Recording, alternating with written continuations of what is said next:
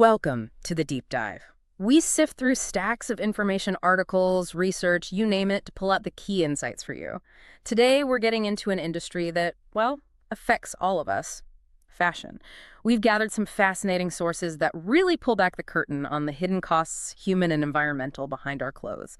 And maybe more importantly, we'll look at some of the innovative solutions emerging to try and fix things. It's a really complex world, isn't it? Often hidden right there in our wardrobes. Our goal today is to help you understand the real impact of your clothing choices. We'll trace a garment's journey, from the raw materials right through to its end of life, and hopefully shed some light on how we can move towards a more sustainable and ethical future together.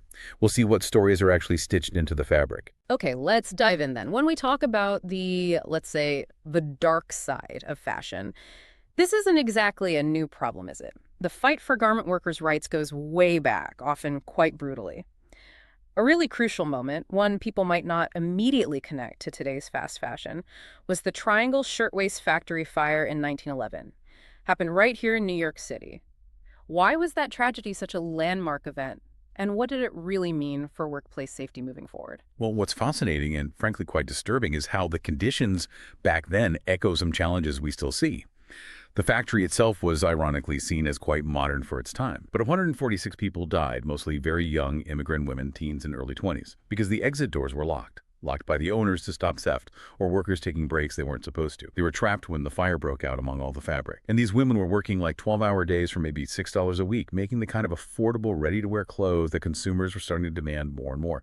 It really shows how, even with supposed progress, basic safety can just be ignored.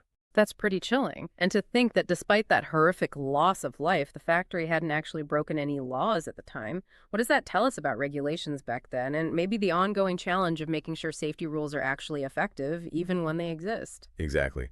It's shocking but true. They hadn't violated existing laws, and the owners were actually found not guilty of manslaughter. It just highlights this massive gap. Regulations were either non-existent or totally inadequate, and enforcement was, well, basically nil. But the public outrage was huge. It really galvanized national attention, led to the Factory Investigating Commission, and it even fed into support for the New Deal later on, establishing a clearer government role in ensuring workplace safety. It was a major catalyst for stronger garment worker unions in the U.S. Right. And then, sadly, we fast forward about a century and we see these awful parallels. The Rana Plaza collapse in Bangladesh in 2013 immediately springs to mind. What did that disaster reveal about the state of things now? Oh, absolutely, Rana Plaza. It was the deadliest industrial disaster in the garment industry's history. Over 1,100 people killed, thousands injured. And just the day before, huge structural cracks were visible, obvious danger signs. But factory owners on the upper floors told workers to go back in, reportedly threatening their jobs if they didn't. It's that same horrific echo of the locked doors at Triangle, isn't it? Prioritizing production, profit, over human lives. And the fact that major global brands, Benetton, JCPenney, Mango, Primark, Walmart, Inditex were all producing clothes there really exposed the tangled, often visible global supply chains and the shared responsibility.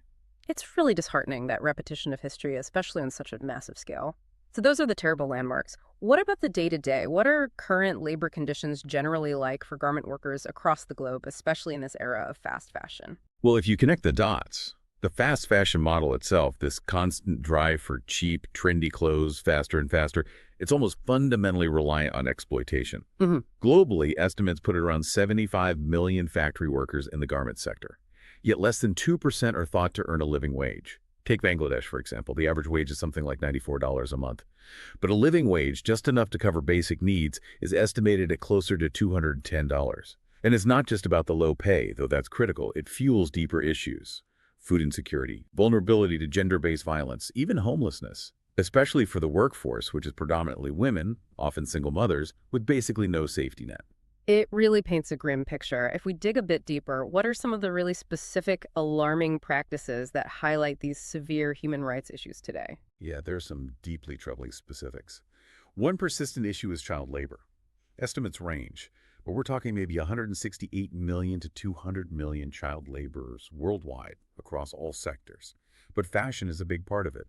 Children are exploited at pretty much every stage. From cotton farming, think of young girls in India sometimes picked for their nimble fingers, but exposed to harsh pesticides, all the way to spinning mills and the garment factories themselves.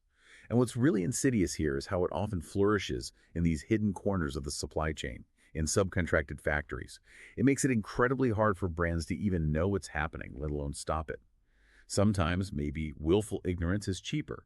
We saw this in Uzbekistan, where kids as young as 9 were forced into cotton harvesting, facing threats like being kicked out of school or worse if they didn't meet quotas.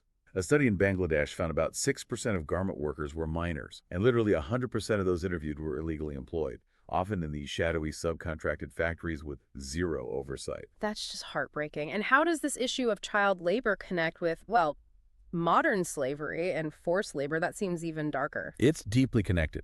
The fashion industry is actually ranked as the second highest risk sector globally for modern slavery.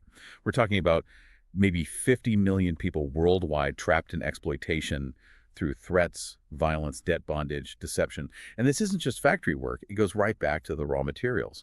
Cotton, for instance, has this long, dark shadow of slavery and forced labor, including state-sponsored forced labor in places like Turkmenistan and previously Uzbekistan. It's a system where the most vulnerable people are consistently squeezed for the cheapest possible product. And we definitely need to mention the reports concerning forced labor involving Uyghur and other Turkic and Muslim groups in China's Xinjiang region that's drawn huge international concern. Yes, that's absolutely critical and deeply worrying. Investigations have pointed to major issues with transparency and, frankly, compliance regarding forced labor for companies like Temu and Shein. These companies rely on vast networks, tens of thousands of Chinese suppliers. And Temu, for instance, actually admitted it doesn't specifically ban its sellers from using materials sourced from Xinjiang, where forced labor in the cotton industry is widely reported to be systemic. It really highlights how incredibly difficult it is, or perhaps how unwilling some brands are to really dig deep and ensure their entire complex supply chains are clean. And within this whole context of exploitation, it seems women often face specific heightened vulnerabilities. What kinds of challenges are they dealing with? They absolutely do. It's overwhelming.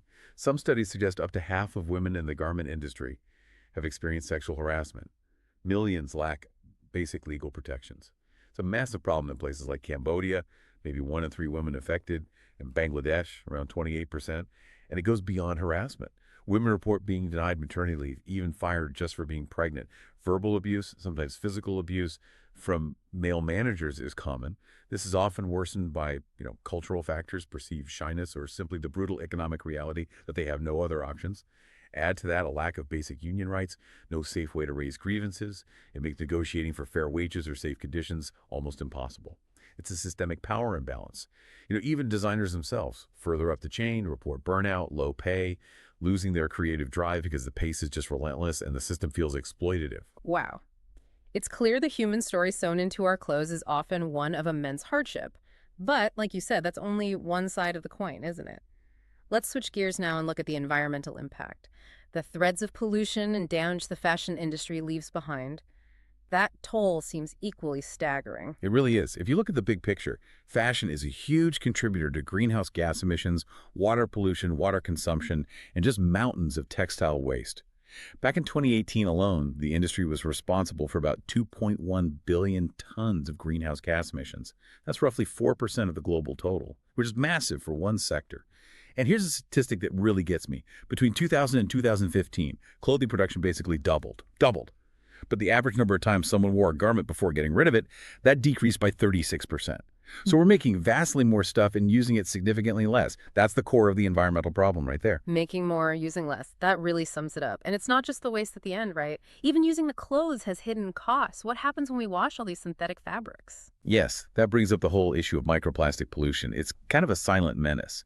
Every time you wash clothes made from synthetics, polyester, nylon, acrylic, they shed tiny plastic fibers. Microplastics, less than 5 millimeters long. These fibers slip through wastewater treatment and end up in rivers, lakes, oceans. They're getting into the food chain, and we're still figuring out the full health implications, but it's deeply concerning. Just one load of laundry can release potentially up to 700,000 microfibers. It's staggering. Natural fibers like cotton, on the other hand, biodegrade. Research suggests synthetics can leak between 3 and 21 times more plastic into waterways. It's a huge difference. And before the clothes even get to us or the washing machine, what about the dyeing process? That's notoriously bad for the environment too, isn't it? Oh, absolutely. Textile dyeing is one of the most polluting aspects. Historically, you'd see rivers, in textile hubs, places in China or Bangladesh, literally running red or blue from dye runoff. These are often toxic chemicals being dumped directly into waterways, sometimes with little or no treatment. It causes huge health problems for local communities relying on that water, skin diseases, fevers, potentially worse long-term effects like cancer. It's a visible scar of the industry. So, with all this overproduction, the pollution from making and washing, what happens to all these clothes when people are finished with them? What's the scale of the waste problem? It's enormous. The sheer volume just overwhelms our current waste systems. Americans, for example, throw away an average of about 35 kilos. That's over 70 pounds of textiles per person per year. And something like 85% of that ends up in landfills. And these synthetic materials, they don't really biodegrade. They just sit there, creating these vast textile mountains like that infamous clothing dump in Chile's Atacama Desert you can actually see from space. And it's not just us consumers. Some luxury brands have actually been caught burning perfectly good, unsold stock, just incinerating it Burning it. Why would they do that? to maintain brand exclusivity, basically, to stop it flooding the market and lowering the perceived value of their brand. Burberry got called out for this a few years back. It might also be about tax write-offs or just preventing goods ending up in discount channels. It highlights how waste is almost designed into the system at multiple levels. And recycling, it's really tough. Most clothes are blends of different fibers, making them hard to separate and reprocess. Often, the quality degrades significantly with each recycling attempt, so it's not a perfect loop yet. Okay, it's definitely clear the current linear model, take, make, wear briefly, dispose, is just not working. For people or the planet, it can feel pretty bleak. But you mentioned solutions earlier. Let's talk about those. Circular business models seem to be gaining traction. What exactly does that involve? Yes, there's definitely hope there. What's really fascinating is the potential, both economic and environmental, in models like resale, rental, repair, and remaking clothes. These aren't just small niche things anymore. Right now, it's estimated to be about a 73 billion US dollar market. But projections, they suggest it could grow to 700 billion by 2030. That could mean capturing something like 23% of the entire global fashion market. It signals a potentially huge shift in how we consume fashion. Those numbers are definitely eye-opening. But scaling up seems like a big challenge, right? What are the main obstacles to making resale or repair the default, not the exception?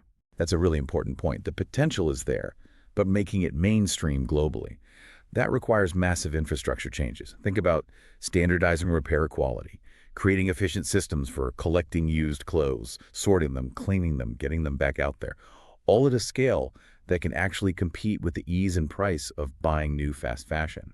And for us as consumers, it involves changing habits, getting used to the idea that new to me is just as good as brand new, valuing longevity, maybe accepting slightly less convenience sometimes. Makes sense. So if we can navigate those challenges, if these circular models really take off, what kind of environmental impact could we see? How much difference could it make? Potentially a huge difference. Estimates suggest this shift toward circularity could deliver up to a third of the CO2 equivalent emission reductions needed by 2030. That's what's needed to get the fashion industry aligned with the 1.5-degree climate target from the Paris Agreement. We're talking about cutting around 340 million tons of CO2e annually. That's significant. And it also means we use our clothes more. The average number of wears per item could go from maybe 25 now up to 45 by 2030. Just think about renting a formal dress you might only wear once or twice. Doing that instead of buying new could cut the associated emissions by something like 60%. The impact is real and measurable. That's a powerful case for changing how we think about ownership versus access. Beyond these business models, are there exciting things happening on the tech and design side too? Innovations pushing sustainability. Oh, absolutely. There's a whole wave of really cool stuff happening. Take dyeing, for example. Hmm. We're seeing a comeback for traditional natural dyes, Mm. things like turmeric, indigo, but also high-tech innovations like BioBlack TX. It's a black pigment made from wood waste, and it's actually carbon negative. Then there are new dyeing methods. Solution dyeing, for instance, cuts water use by 75%, energy and chemicals by 90%. And even more advanced is supercritical CO2 dyeing. It uses pressurized carbon dioxide instead of water as the solvent. The CO2 just evaporates off and can be captured and reused. It's basically a waterless closed-loop system. Amazing, really. We're even seeing experiments with bioremediation using microbes to literally eat dye pollutants out of wastewater. And on the design front, there's a big push towards durability. Designing clothes to last longer, to be repairable, basically designing waste out from the very beginning. That's genuinely exciting to hear about that level of innovation, but technology alone won't fix it, right? What about the roles of policymakers and the brands themselves in driving this shift? You're right, it needs systemic change. Policymakers have a absolutely crucial role in setting the rules of the game, creating the right conditions. Though, honestly, a fully comprehensive policy framework for a circular fashion economy, it doesn't really exist anywhere yet. We need clear definitions for what counts as a good environmental outcome, rules that make it easier to trade and reuse secondhand textiles across borders. And things like extended producer responsibility or EPR schemes, that's where brands are made financially responsible for collecting and managing their products at the end of their life. It shifts the burden away from just taxpayers or consumers. And brands, they need to step up massively on transparency, tell us what chemicals they're using, exactly where their factories are, and commit properly, verifiably to ethical sourcing, not just nice words on a website. The challenge is moving beyond voluntary promises to actual, mandatory, enforceable standards. Which brings it back to us, the people buying the clothes. Now, some argue that focusing on conscious consumerism puts too much burden on individuals, especially when sustainable options can be more expensive or harder to find. Acknowledging that, what are some realistic, meaningful steps we can take? That's a fair critique. It's true, the system often pushes us towards cheap and disposable, and buying less, choosing well, can feel difficult or even privileged sometimes. But we do still have power. We can try to buy less, choose well. Support brands that are genuinely trying to be transparent about how and where their clothes are made, about their dyeing processes. Look for credible certifications, things like Orchitect's Standard 100 for chemical safety, or Blue Sign for environmental production, JAI-UTS for organic textiles. They're not perfect, but they're a start. And it's not just about buying. How we care for our clothes matters hugely. Washing less often, using cold water, air drying instead of machine drying, these things make clothes last longer and drastically reduce microplastic shedding. Maybe the biggest thing is just demanding more transparency and accountability from the brands we like, asking questions, supporting campaigns. So, wrapping this all up then, it's incredibly clear that fashion, behind the glamorous facade, has these really profound, often hidden impacts on the people making the clothes and on our planet. From those early factory tragedies right through to today's challenges with microplastics, forced labor, landfill mountains, the threads of exploitation and environmental harm run really deep. They do. But, as we've discussed, it's not entirely a doom and gloom picture. There's real potential in these circular models, resale, rental, repair, and genuinely exciting innovation happening in materials, in dyeing, in manufacturing. The move towards transparency, towards accountability from brands, towards smarter policies. It's critical, yes, but it feels like it's actually starting to happen. And ultimately, you, listening right now, you have real power here. By choosing brands that show they care, by embracing circular options like secondhand, by just maybe buying a little less and thinking a bit more, you are contributing to shifting fashion towards a better future. Yeah, it really leaves you with a question to ponder, doesn't it? Next time you pick up a favorite piece of clothing, think, what stories are actually woven into this fabric? And what role do you want to play in writing fashion's next chapter? Hopefully one that values people and planet much more.